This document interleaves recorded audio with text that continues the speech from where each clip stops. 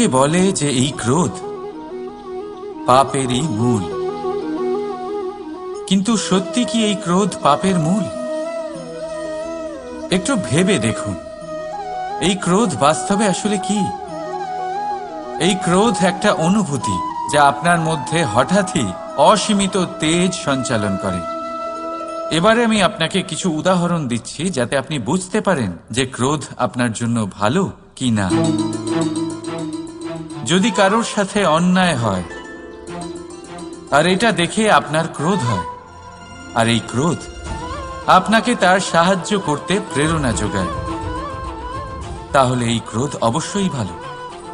যদি কোথাও আপনি দেখেন যে কোনো নারীর উপরে অত্যাচার হচ্ছে আর সেটা দেখে আপনার ক্রোধ হয়, আর এই ক্রোধ আপনাকে তার সাহায্য করতে সাহস যোগায়, তাহলে এই ক্রোধ অবশ্যই ভালো।